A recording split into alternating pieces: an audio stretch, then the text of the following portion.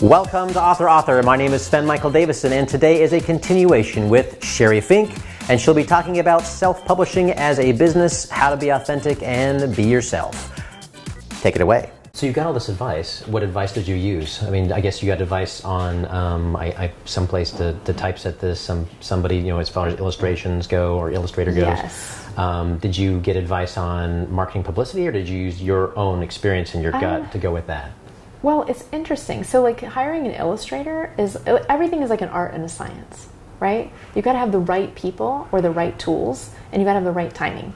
And so like hiring the illustrator, I'd ask people, who do you know who's an artist? Who do you know who's illustrated books before? Who do you know who's like very talented, who might even be interested in this product? And so I would talk to people, and I would have a similar conversation where I would tell them the story, and I would say, I'm going to send it to you, and I would tell them that there's a point in the story where it feels hopeless, but I never ever want the child to feel like they're unsafe. I want the energy to be positive, like even though it's a turning point in the story, and it's okay for them to feel that emotion, but I always want them to feel safe. And so people would bring back to me, like I asked for a character sketch, and some people would not hit their deadline and wouldn't negotiate a different deadline, so they were automatically out. Then other people would send me something like, one was like, it looked like a Tim Burton style, right? Which was cool in its own thing, but little grim and but it was not exactly what we had talked about, Yeah. So I had given her some notes and said, come back to me, and she just it didn't fit, and I knew it didn't fit. And at the time it's tempting to think, oh, okay, well, it's the best I've seen, maybe this is the right thing. And then someone I knew said, I have a guy who has a guy for everything. He's like, we needed to cover a multi-story building in Texas once, and he had a guy for that. I'm going to ask him. And sure enough, that guy knew Mary Erickson Washam, who ultimately became my illustrator. And I knew she was the right person because instead of just doing a character sketch, she did thumbnail sketches of the entire book. And when I saw the treatment that she had given my character, I just cried. I just knew, and I said, whatever it takes, I will work with her. Like, she gets it. And one of the beautiful things about working with her is that she's not just an illustrator. She also does the layout of the book and the cover design, which usually, like in the traditional publishing model, can be multiple people. So rather than working with 3 different people, I got to work with one awesome person. And that made the process much easier for me because it was my first effort. So that was how I found her. And then for the printing, I started asking around. I started looking at the quality of independently published books. And it's all over the board. Like, most of it's low quality, or at least it was 7 years ago when I was working on this. And I wanted something that was very high quality, that would match what the traditional publishers are doing.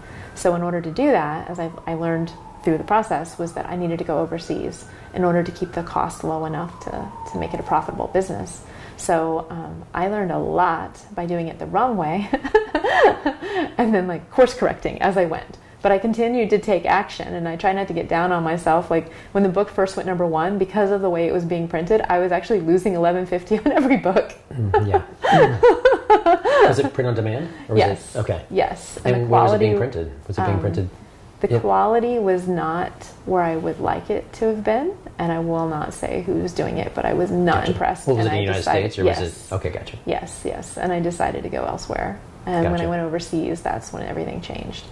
When you say overseas, are we talking about Asia? Are we talking about... Yes, okay, Asia. yeah. It's a company that's based in Toronto, okay. But they do print in Asia. Gotcha. Yeah.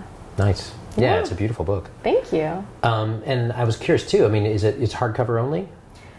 Originally, it was available in hardcover, and then the ebook edition, so Kindle, Nook, and iTunes, also released. I believe it was in the first year that it was available, and then last year I released all 5 of the existing books in paperback, and 2 of them, including The Little Rose, in audiobook. Oh wow! Okay. Yeah. And I'm kind of curious about that. Did you use Amazon Whisper? Did you actually hire your own voiceover person, or how did all that happen? Serendipitously. I was doing an event in my hometown. I was doing a big event, a big reading for kids, and the local television station was there, and they were filming it all. And the librarian who had come, she said, you have a really amazing voice, and when you read the story, there's something about your energy that imprints on it, because they had done readings at the library before. It's very popular there, thankfully. And she said, it's different when you do it. And being a human being, I'm self-conscious about my voice. But she's like, no, like there's a unique quality about it. Like you really should do an audiobook edition. And the guy from the TV station who runs it was doing the filming that day. And he said, we have a really good sound booth at the station. You're coming by tomorrow for an interview anyway. Why don't you just stay a little longer and record your books? Nice. And I was like, really? Okay. It dropped into my lap. Sure. And so we did 2 of them. We did the most popular ones, Little Rose and the Little Seahorse. And then he sent me the files, and then I had them mastered.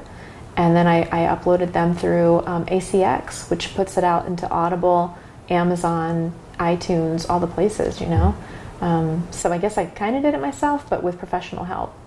Wow, that's fantastic. Yeah, and it's been fun to like bring it to life in a new way. And I love testing things like that. And I think people, especially kids, like they learn all in different ways. So why not make the books available in every format that you can, because you don't know which one's going to reach them the most. And I've had parents actually say that they buy the audiobook just to read along with the child who has the book already. Like it's different having the author read with you, Yeah, no, absolutely. You've got a marketing background. Mm-hmm. And I'm still kind of curious about how you managed to market and publicize the book in the very beginning. It doesn't sound like you did much of anything other than word of mouth. It was a lot of word of mouth. Yeah. And there were a lot of people who had very big hearts and very big followings who shared about it. And that has been, like, the relationship building has been, like, the biggest secret of my success. It's like, be a good person, and you'll attract other good people, and we all want to help each other. So, and did you have a large social media presence to begin with? Or no, okay. I was so reluctant to be on social media. Because that's your business, right? I mean, it was for the company, but for the company. Yeah. But it's different being the company robot. When you don't have a face and a name, and you're just representing the company. That's very different. But what I have learned through the process is like the more authentic I am with who I am, and the more authentic I present that out in the world, which is the only way to be. It's the most fun, That's what attracts the right people to my books, to my brand, to my speaking. Like it's so funny because a lot of writers, they'll talk to me and they're so scared of being out there on social media or at an event, even behind a table in an event, and they're like, they think they have to be a carbon copy of somebody else. And I'm like, no, like this is all wrong. Like you get to be you. And like for me, like I love fun, whimsical adventures. Like I love creating magical experiences for myself, for my family, for my friends, for my fans. And that's what I talk about. I love things that get me fired up and inspired, and that's what I share. And I have insights, and I want to put them out into the world, and hopefully they'll help someone else too. And that has been the greatest gift, is that connection with the world that reflects it back to me. Because without that, I wouldn't know that I was having an impact. I have fans all over the world. It's amazing. Like without social media, I wouldn't be able to reach them. Especially as a small business owner and entrepreneur. Yeah. It's been really transformative for me, and I love it. Well, it's funny because we're sitting here in the middle of close to Hollywood, and you're talking about being genuine, and we're surrounded by like a system that's very ingenuine. Where everyone's telling you to be someone else. Yes, right, exactly. I'm impressed. That's why this message is so important. Yeah, that's great. It's a delightful underwater adventure featuring my famous character, the Little Seahorse. And it takes kids ages 2 to 8 on a counting adventure under the water. This is the second Little Seahorse book, but it doesn't live independently. So they're all under the Whimsical World of Sheri Fink brand. And there's 5 books already in the series, so this will be the 6th book. It has a surprise ending that is unique from anything that I've ever done in any of my books before. And the wordplay is very fun too. It's like very tongue-twisting. So I think the adults or the older siblings who are reading to the young ones are really going to have fun with it too.